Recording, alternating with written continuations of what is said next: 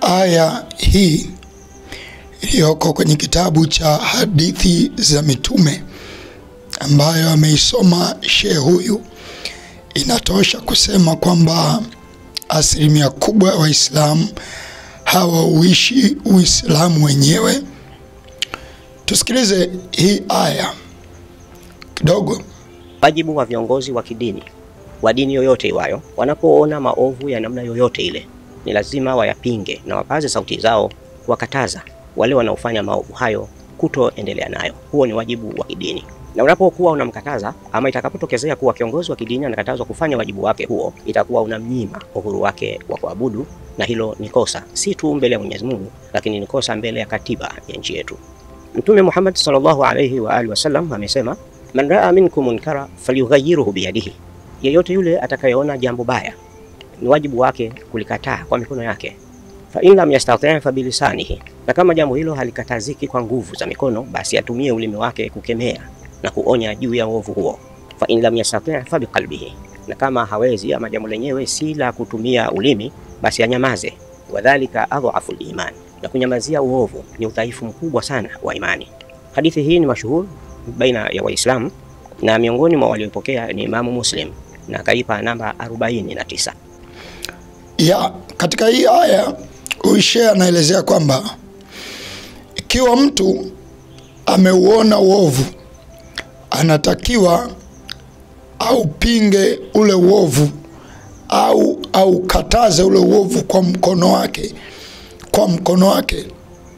Lakini ikiwa kwa mkono wake hawezi kufikia ule uovu, hana mamlaka za kufikia ule uovu, hana nguvu za kukemea ule uovu, basi aukemee kwa kinywa chake, aongee kwa kinywa.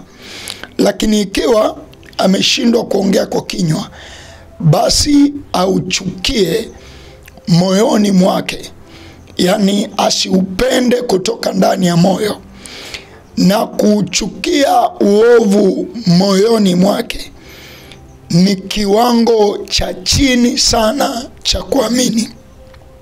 Sasa jambo la kwanza, shehe huyu ni miongoni mwa mashehe waliojitoa muhanga.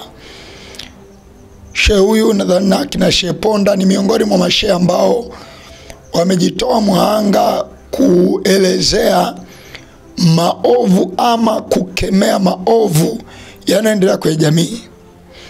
Na kwa kuwa inakuwa inaonekana ni kama utawala fulani, jamii fulani ya watu wenye dini fulani, dhehebu fulani, ni kama wao wakiongoza kuna mambo mengi yanayokuwa yanaenda vibaya, basi inakuwa inaonekana kwa sehemu kubwa wote mnaokemea maovu ni watu mna maslahi zenu za kidini ama kikundi fulani. Lakini hoja ni Shehe mwishoni amezungumzia kwamba pale alipokuwa nakaa kuna mtu alikuja, wakasema amechukuliwa jeshi la polisi. Baadaye akamwambia piga simu, aga kwa mke wako, kwa familia yako, mwambie nitarudi. Lakini baada ya hapo ni miaka 2 imepita, hajulikani aliko. I don't know kama ni miaka 2 au 4. Sasa hawa ni wale ambao wameamua kuishi dini, na baadhi ya watu wakisikia shehe anaongea haya wanasema hamna, wewe sio Muislamu, wewe ni kipandikizi. Hoja ni maneno haya hayako kwenye Hadithi za Mitume, na kitabu cha Hadithi za Mitume ni miongoni mwa vitabu vinavyoheshimika katika Uislamu. Ni miongoni mwa kitabu kinachoelezea hadithi za maswaiba wa Mwenyezi Mungu. I don't know ni maswaibu au, lakini ni watakatifu, ni watu waliishi maisha yanatakiwa kuigwa. Kama Mtume Muhammad sallallahu alaihi wasallam alitoa maelezo hayo, aliishi maisha hayo, na ziko hadithi zinazoonyesha kwamba wako watu walipinga dhuluma, walipinga maonezi, walishinikiza usawa katika jamii.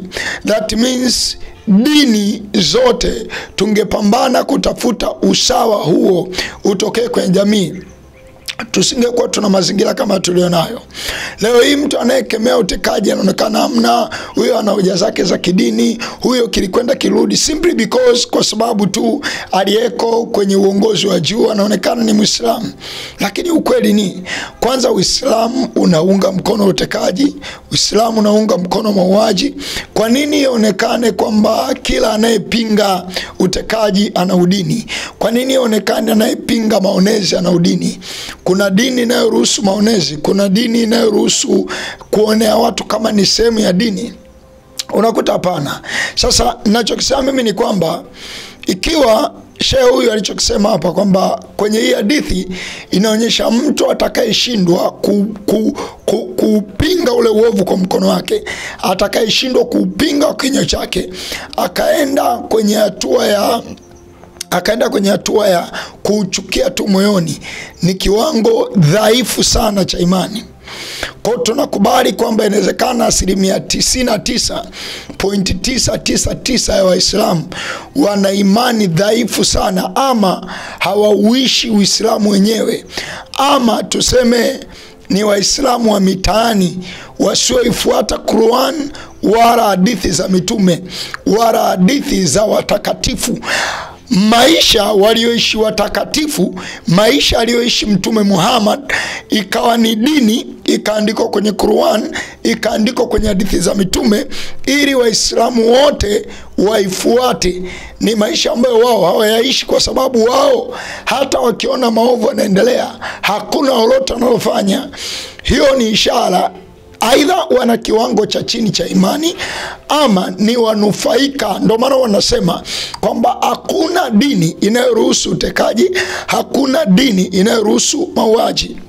Lakini mwisho wa yote, nataka mfahamu Waislamu wengi mnaosema tunaokemea maovu tuna udini, tunaozungumzia mabaya yanayofanywa na watu fulani na kikundi fulani kwa maslahi yao, mnaosema tuna udini, nataka mfahamu ni aidha ninyi dini nyinyi hamjui, hamjui dini nini. Huyu shehe amejitoa mwanga kufafanua dini, na ukimsikiliza vizuri utafahamu dini kabisa ilikuja kuleta mahusiano mazuri kati ya watu.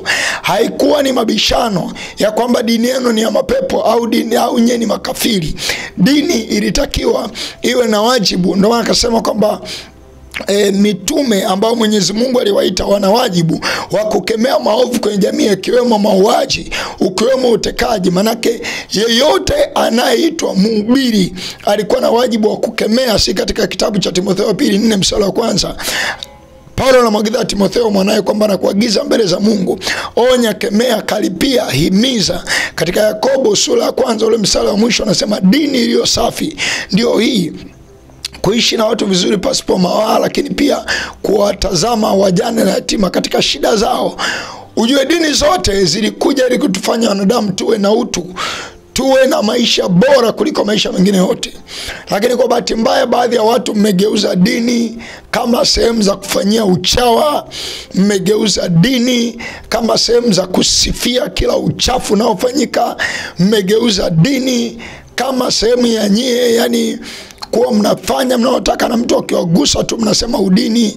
Toka huko na sauti lako, toka huko na Biblia yako. Mimi nisemacho, kama aya anayosema ushe kwamba ukishindwa kuyaishi haya utaingia motoni, basi hata kwa hiyo dini yako afadhali ungeishika kwa nguvu zote na ungetafta hiyo dini itokee kwa maisha yako.